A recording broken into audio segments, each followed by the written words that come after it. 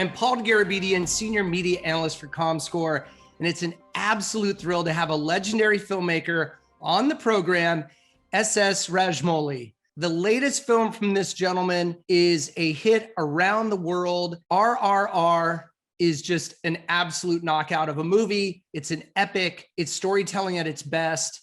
It's cinematic art, if you will, but it's also hugely entertaining. So I'm just so thrilled to have you here. SS Rajamouli, the director of RRR, Bahubali to the Conclusion, the Bahubali franchise, and just a visionary filmmaker. Thank you for being here. Thank you very much, Paul. It's a pleasure, absolute pleasure to talk to you now. Well, I'm in Southern California. You're all the way across the world. Where are you at this moment? I'm in Hyderabad, in my home. Okay, very cool. And so we're worlds away, but we're brought together by your cinema. And that's what I love about the cinematic art and the language. The language of cinema is universal. And in watching your films, no matter where you come from, no matter what your background, you can't help but appreciate your movies. And I think everyone can relate to them. I think that's why this past weekend, you had a great showing at the box office, but in the opening weekend, about a week and a half ago, you topped the global charts with RRR ahead of great movies like The Batman, The Lost City, and it was just amazing. And so what did that mean to you? I think this really put a spotlight on Indian cinema. How does that feel that you were a chart topper around the world on a weekend with these other big movies, Hollywood movies? What did that feel like for you? Exhilarating. But if you go to the bottom of it, if you see why numbers are important, we are artists, no? Art comes first and commerce comes second. But why are numbers so important is that the numbers directly translate to how many people are listening to your story, how many people are enjoying your story. That's the ultimate goal of any storyteller. He wants a larger audience to enjoy his story. I'm no different. And particularly after being limited to only our country for so many years, if the story is being heard outside the country, not just for the Indian diaspora, but for other people as well, that is like, I mean, it feels so great. I can't put it in words. And I get what you're saying about it's not just about commerce or the box office or the revenues, but when you have that intersection of art and commerce, where that means, like you said, that if the movie is very popular, that means more people are seeing it on that big screen, being affected by it, and telling other people about it. I think you're a curator, you're a shepherd. You bring people to the movie theater, and I would say that, yeah, I mean, it's really true. I think it's just amazing, and I think you've decisively broken the myth that Indian cinema is all about Bollywood. Can you talk about that a little bit? Yeah. You are definitely aware of it, but I don't think many people are. India has many languages, and we have film industries in each. We have 30 states, and we have industries in almost 12 or 13 of them. So all these things put together is the Indian film industry. Of course, Bollywood, which is main Hindi film industry, is the biggest one. But in terms of having number of screens or producing number of films, South Indian film industry, or again, South Indian film industry is not one film industry. Telugu film industry, Tamil film industry, Malayalam, Kannada, all of them produce like more than 200 films a year. For me, for many years, each industry never went out of their state. A little bit, yes. Tamil industry used to dub films into Telugu for a period of time. Kannada film industry used to dub into Telugu. But essentially, our films are constrained to our own state. Right. So first with Eega, I thought Eega is such a universal film. We have to make it, and I have to put it across the country. There was no precedent, but we really worked hard, and we made a little bit inroads into Tamil and Malayalam, but we couldn't make inroads into North India. Okay. We were heckled, we were laughed at trying to get into other industries, but that's okay, because I could at least get out of my state into Tamil and Malayalam. Then with Bahubali again we tried, and this time we got into North India. Right. And with Bahubali 2, the conclusion, that was 2017, I believe. That was a huge hit, just an enormous hit, not just in India, but around the world. And when you talk about there being regions to the country of India, and that there's this misconception that maybe those movies won't travel, meaning travel outside these, and that's thought of with American comedy, that it won't travel outside of America. But I think the Bahubali franchise and RRR, the Telugu films, I think were just loved across India with equal enthusiasm, which is what I'm really, what you're talking about. What do you attribute that to? Is it just the storytelling? Is it the source material? How is this a game changer?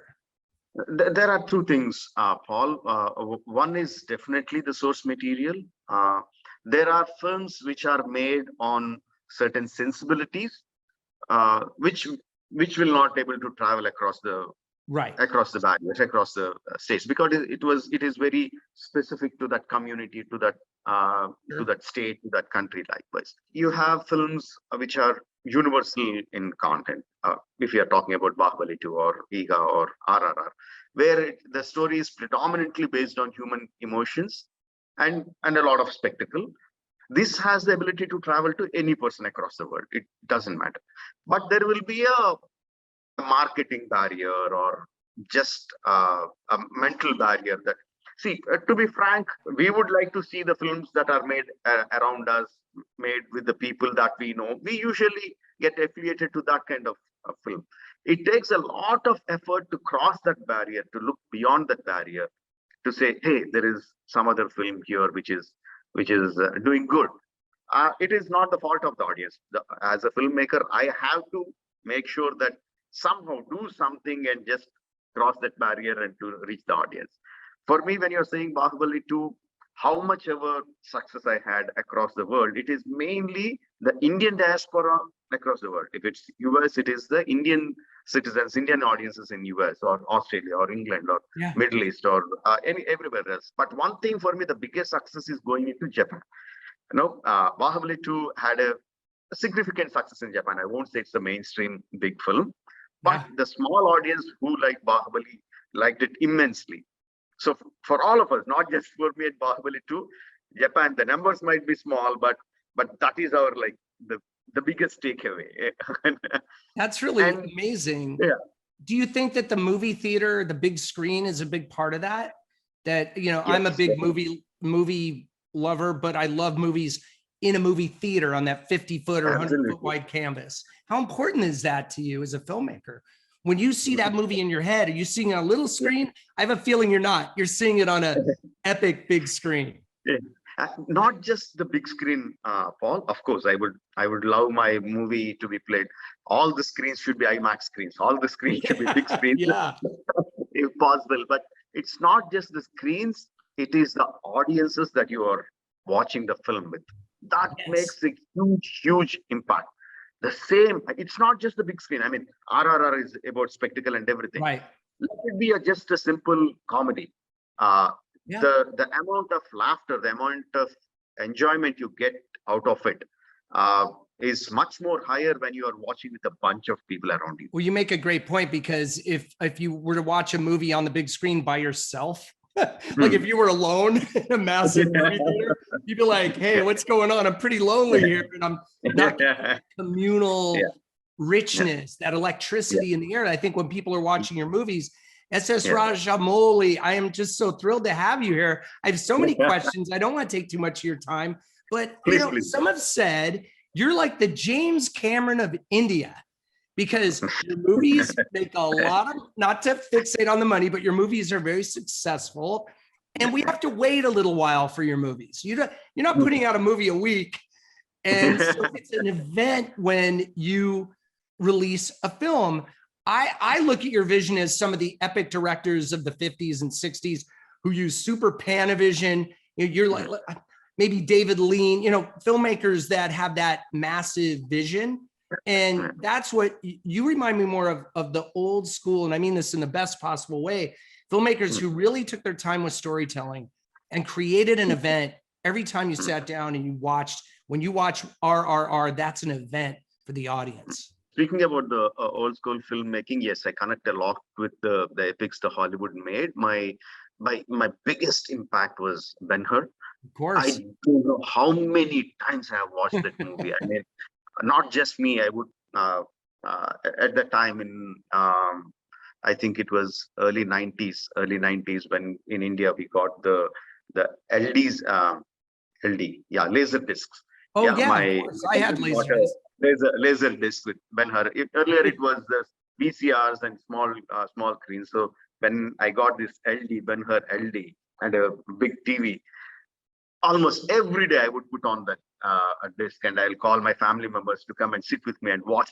Okay, don't watch the whole movie, just watch the chariot race. And right, I don't know how many times, even still today, every year or every 6 months or 8 months, I'll put on the chariot race once and watch it. It makes total sense given your vision. But it's funny when they show Ben-Hur on TV, it's like this. I mean, yes, the aspect ratio, because it was shot in like 235:1 or something.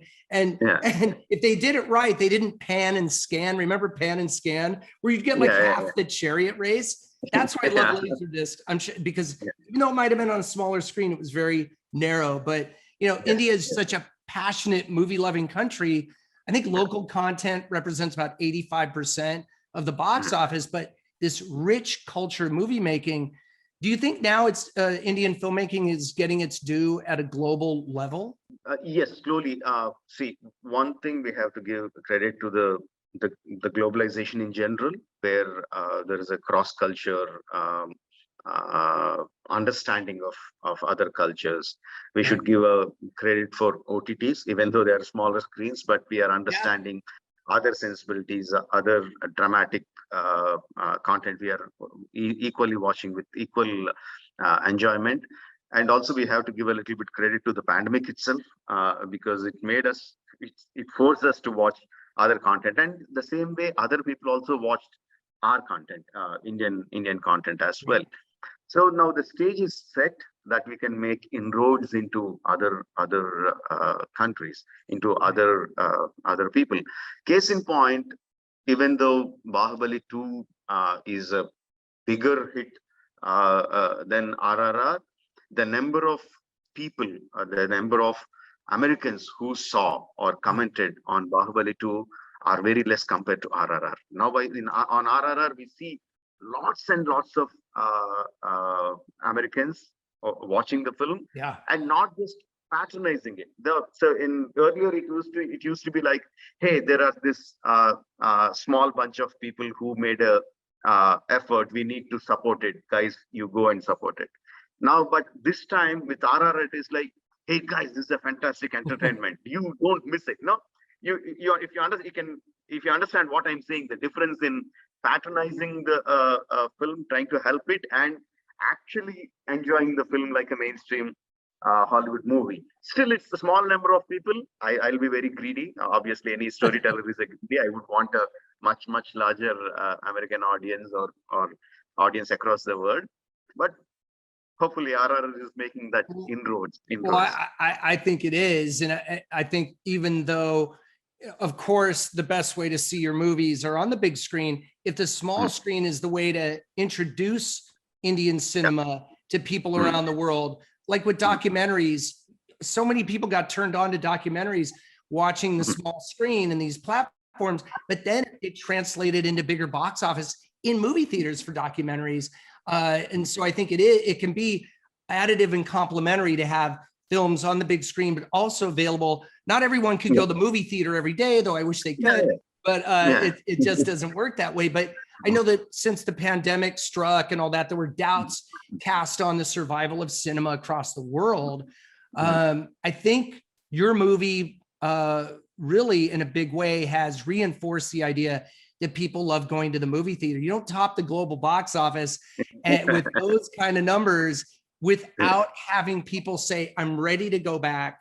This is the movie RRR is the movie I want to see by SS Rajamouli in the theater that gets them to go. How does it feel to be the person? I mean, I'm not going to say you single-handedly brought back cinema, but I'm almost there. So I'm just really thrilled with the success of your movie. But does this mean that the culture of big tentpole movies has arrived in Indian cinema with the success of RRR? Definitely. For me, it is not just watching on the big screen. Again, it's not just watching with a lot number of people. That people should be really, really thrilled by what they are watching, what they are experiencing. I remember watching Terminator 2 in the theater in Chennai.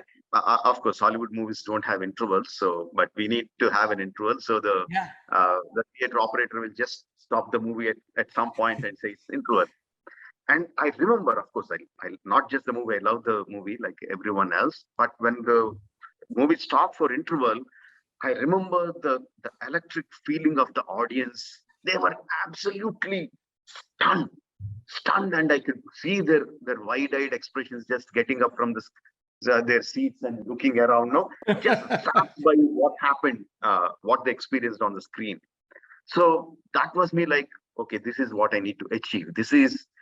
I have to zap the audience like that. They have to be extremely invested in what I'm showing to them. And don't you think that's really interesting, because they're probably bursting. They just want to exclaim to the world how happy they are about the movie. And with a very long movie, which your movies generally are, it's great to have, you call it an interlude, or we call it an intermission, where which is great. And I've been a big proponent of bringing that back. Let's have those long movies. Let's take a break. Let's go out to the lobby and have that lobby talk. Exactly. I want this to come back, and I love that you're doing that. I think the interlude, intermission, whatever you want to call it, is a great thing. And people need a break sometimes. You're sitting in that theater for 3-4 hours. You need a little break, but it gives people the opportunity to talk about the movie. I think that's a great segue to the fact that, there's in India, there is, I don't necessarily want to call it a hero worship, but the Indian movie stars, especially the South Indian stars, just enjoy this adoration from the fans. It's unparalleled. Why do you think audiences in India love their movie stars so much? What is it about India in particular, the film culture, and just the public at large that just adores the stars and filmmakers such as yourself? I can't say I have a definitive answer for that. Since you're asking, I'm just thinking loud. In fact, I think again it's to do with the epic stories that we have. We are told our stories of Ramayana and Mahabharata and the stories of the history. We have a long history, 5,000 years of history. And from the childhood, we are told those stories of extreme heroism, like larger than life heroism. So I think it is inbred, you hear the it's stories baked in. It's built in. So that the idea of that hero worship is like induced to us as a culture. It seems to me in India, though, it's a positive thing. It's a very positive outpouring of love and adoration and respect for the filmmakers and actors in particular. When you say when I said hero worship, sometimes that has a negative connotation, but I mean it in the nicest, most positive possible way. See, when all the heroes have massive fan followings, and all the heroes use it in a very, very positive manner. See, if there is say some national calamity that happens, and one word from the hero, he says to his fans like, I'm doing this kind of donation. You please help in whichever way. And you see this hordes and hordes of the hero fans having the headbands of saying that such and such a hero fan. And you see them getting into the people of where the calamity has struck, helping people, getting them out, giving them food, giving them shelter. That's incredible. And you see massive hero-driven blood donation camps, eye donation camps. So they do that because they have that hero worship. Right. And the heroes are also quite responsible in that way, where they use their massive fan followings to do something good for the society. And it's a huge responsibility. And speaking of which, Yeah. I think you had a major casting coup with RRR to get, for Telugu cinema by casting Ram Charan and NTR, who are both superstars in the same movie. It was sort of like De Niro and Pacino in Heat or something. Like, how did you do this? That's pretty amazing. I mean, so many factors helped me do that. One is that I have worked with them before. I worked with NTR for 3 films. I worked with Charan for his biggest career hit. And I have known them for like 15, 20 years. They're my close friends, and they have a lot of respect for me, apart from RRR, even before RRR. So all these factors helped me. And when I had this storyline, when I had this thought of, okay, let's take our 2 freedom fighters who never met in the real life. Let's make a fictional story around them. They should be very good friends. They should be such good friends that they are ready to give their life for each other. I should have equal heroes with equal stardom. And they also should have a camaraderie in between them off the screen. So there are too many requirements. Yeah. And luckily, everything came in together. So and the chemistry. I can't say just one factor which helped me. All these factors put together made all of us come together. That's amazing. And the chemistry there is really important, both on and off screen, I think. And it really comes through in the movie. You kind of alluded to this earlier, that I know that Bahubali 2 won hundreds of thousands of local fans in Asian countries like Japan and China. So much so that fans from these countries even traveled to India to meet you and the lead actors. If I'm pronouncing this right, Prabhas, Anushka, and Rana. Can you tell us more about that? I mean, that's really interesting that fans around the world, but particularly in Asian countries, gravitate towards your films. Again, I can't say I know everything outside of the country. In India, I'm pretty much aware of how films work, how film audiences are. Outside the country, I'm just trying to figure out. I know the basics. I know the basics, but what was surprising with Japan is like the amount of love and adoration that they have given to the stars of Bahubali is like absolutely amazing, mind-boggling. And they travel to India just to have a glimpse of Prabhas. They wait outside his gate to just catch a glimpse. And Japanese being Japanese, they don't intrude. They don't come. They patiently wait for someone to catch their eye and wave their hand. Almost breaks my heart to see that. That's going to be very, very heartening to you. Like, so you must be so proud. I mean, like we talked about at the beginning, the international language of cinema brings everyone together. Do you think that, I mean, I think the Indian stars are achieving that level of success. I mean, we saw a few weeks ago, this BTS one-day event in the Korean band, a one-day event in cinemas, did like $36 million in one day. Which is pretty amazing. There's an anime film out right now, Jujutsu Kaisen O, which is also doing well. And then you've got RRR in the top 5 and 10 of the box office in North America, again, along with the Batman, Morbius, all these big movies. I think this is a real turning point, not just for international cinema, but for Indian cinema as a whole. I think you're really ushering in. I think Mr. SS Rajamouli, you need to do films a little more often. We need you. We need to have films from you, not just 2017 and 2022. Maybe give us a little taste in a couple of years, because your movies are so amazing. I'm jesting, because I know it takes time to get these done, but do you see that happening where Indian cinema is just achieving this incredible level of success around the world? I mean, I would still say we are just making inroads. I want us to really explode on the global arena, and I'll feel very happy that RRR is laying the first roads. In laying the first roads. I'm very happy about it. But yes, of course, I want my films to do bigger. I want Indian films to do bigger on the global stage. Just can't wait for that to happen. And if that means I have to make films at a faster pace, I have to do it. I will do it. I love that. I think you're the man to do it. I mean, this is in your hands. Cinema, it becomes so much more than just a movie. And I think that's really important. And you've made films that brought audiences of India together, as you spoke of at the beginning of our conversation. Can you see making a film truly for the world audience, or are you already doing that? We just haven't figured it out yet. Okay, it might be an overstatement, but I really do think that I'm already doing it. For a longer time, I believed, or so I thought, that I take too much of cinematic liberties for my films to appeal to Western audiences. Okay. But the kind of feedback that I'm getting from RRR, from the Western audiences, is that they don't mind that cinematic liberties as long as they are being enthralled by what is happening on the screen and the kind of excitement they're getting out of it.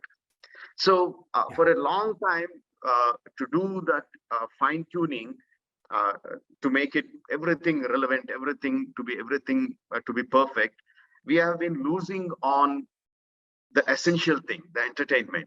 You have to make your story organically and just express yourself without any fear. I think that's the most important thing, maybe, that if you're authentic and true to yourself and true to your vision, people will come along for that. You don't necessarily have to check the boxes of, is this going to appeal to a Western audience? I say just keep doing what you're doing. And I just want to restate, I'm Paul Dergarabedian, Senior Media Analyst for Comscore. This is a career highlight for me, talking to just a legendary filmmaker, director, great all-around human being, SS Rajamouli. Definitely go out and see RRR in theaters. And then eventually, when it comes to the small screen, of course. We're going to wrap up here in a couple of minutes. I really appreciate all the time you've taken. I just want to ask you quickly about your next project in the cards with perhaps superstar Mahesh Babu.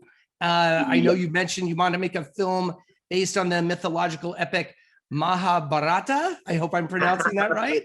That would be a great project. Can you talk about your next projects? Mahabharata is still some time away, Paul. But if you see all my films, there is some element of Ramayana or Mahabharata that makes its way into my films, because it is so much in my head. It just has to come out. There is no other way. So I think, the next film is with Mahesh Babu. We are just considering a couple of lines. Both the lines seems exciting, but I haven't completely dived into it as of yet. I just need to take a holiday break. We'll give you a little time. I think you've earned it, Mr. Rajamouli. I think you've earned it. And one last thing, I just want to talk about a little bit, because shameless plug here. I think, you know the Comscore. I'm the senior media analyst there. We're the global box office measurement leader.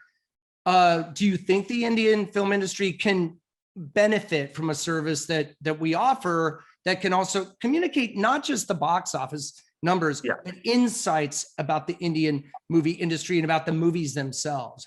What do you think about that? Definitely, Paul. I was about to raise that subject myself. Just before we talked about numbers are not just about commerce. No, it's about how many people are enjoying your movie. And that's what ultimately, whether a star or a filmmaker, any artist wants, whether it's a singer, whether it's a dancer, anyone, the more number of people watching your art. So when you get an authentic validation from validation, you call it validation, or just giving you information, authentic information like Comscore, that really helps make a connection between the filmmaker and the audience. At least understand what the audiences are feeling.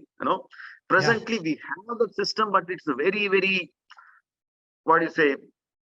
loose ends. It is like you get the information from first hand, second hand, third hand, fourth hand. You don't get the direct information from what's happening over there directly to the artist. So if that kind of thing can happen, hopefully you put your efforts more in India also. Absolutely. That would be absolutely. Well, I'll tell you what, I'll make you a deal. You can call on me anytime, 24/7, any box office data, or just if you want to talk about film, beyond the box office, I'm always here. I'm a film fanatic. I love movies.